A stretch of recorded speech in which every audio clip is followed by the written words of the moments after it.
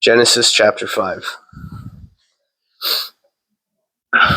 When God created human beings, he made them in the likeness of God and created them as male and female. After he had created them, he lovingly blessed them and named them humanity.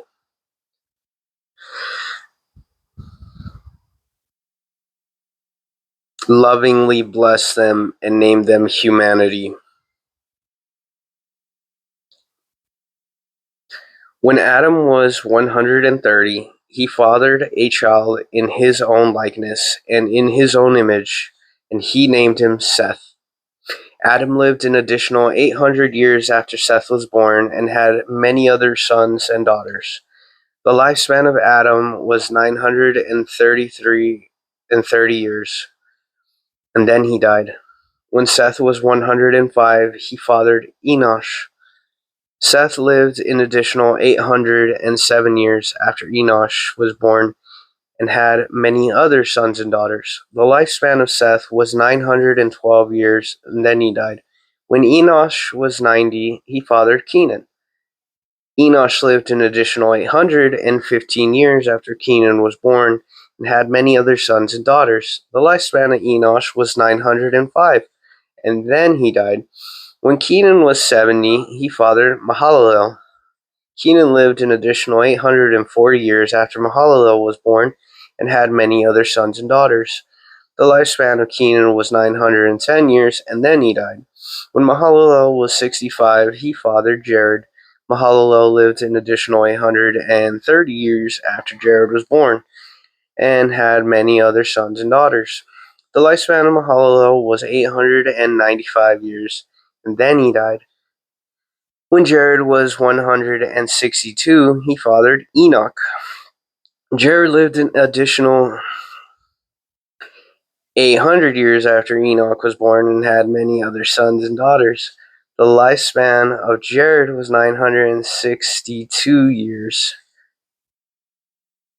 and then he died. When Enoch was 65, he fathered Methuselah.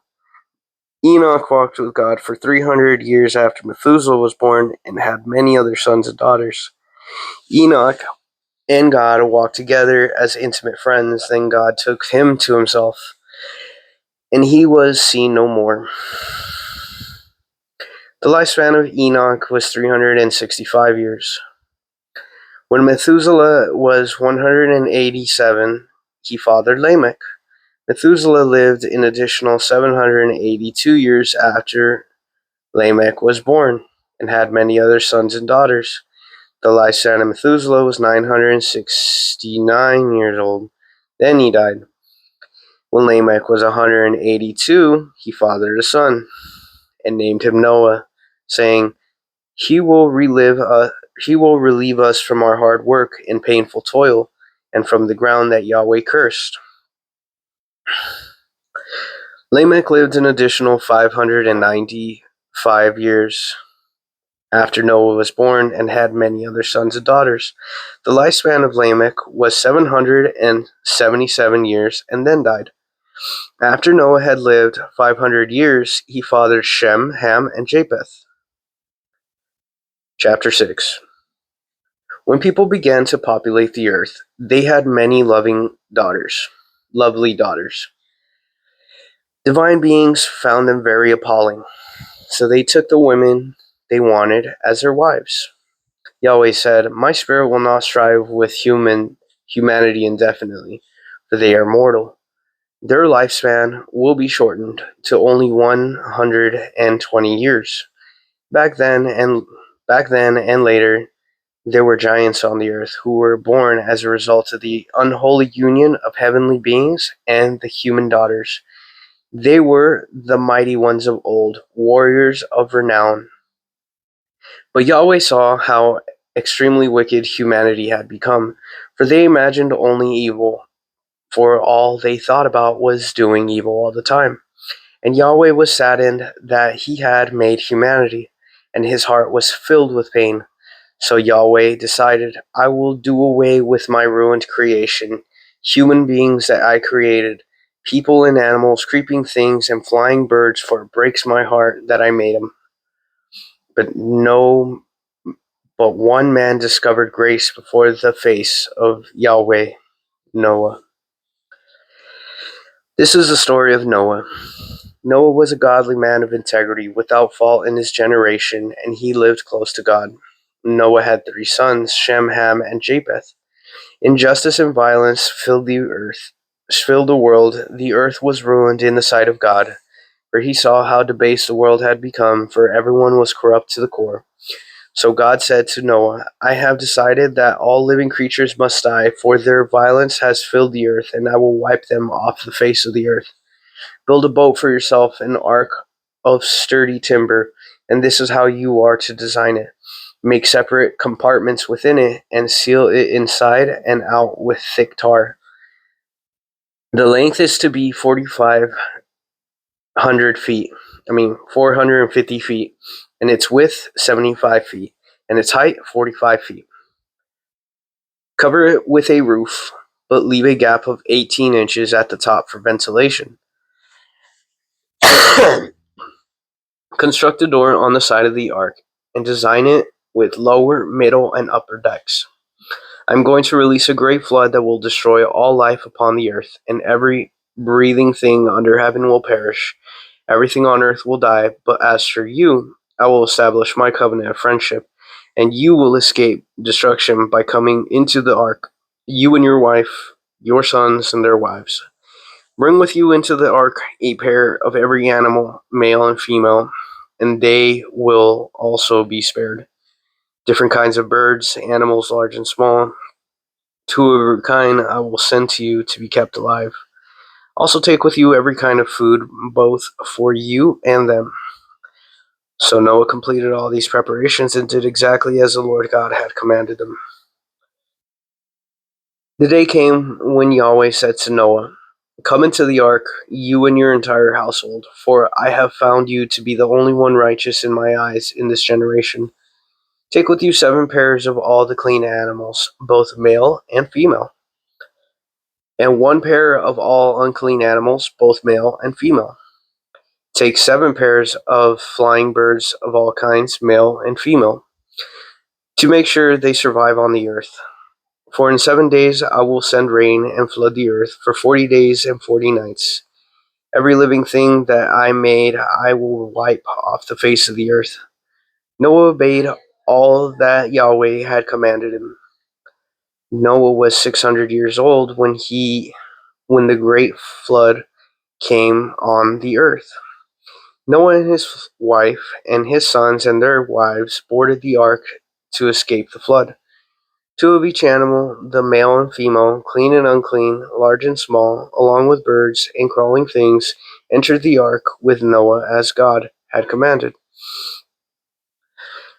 Then 7 days later, massive flood waters covered the earth. It started in the 600th year of Noah's life. In the 2nd month of the 17th day, on that day, all the fountains of the subterranean deep cracked open and burst up through the ground. Heaven's floodgates were opened, and heavy rains fell on the earth for 40 days and 40 nights. On that very day, Noah and his wife, their sons Ham, Shem, Japheth, and their wives entered safely into the ark.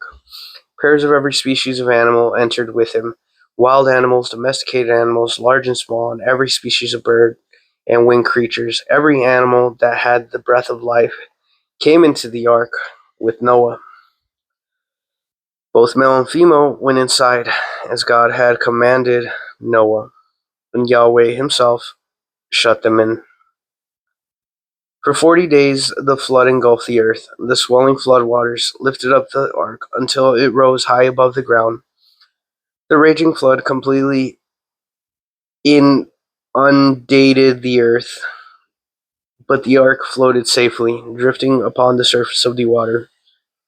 Until the highest mountains were completely submerged beneath the rising waters, the waters rose over 22 feet above the highest mountains.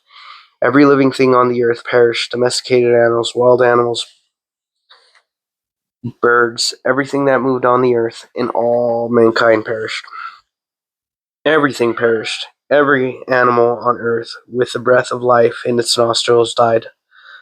All life on earth was blotted out, all that he had made. Animals, large and small, wild and domesticated, birds and reptiles, including humanity, was wiped off the face of the earth. Only Noah was left behind, and those who were in the ark with him. And the waters covered the earth for 150 days.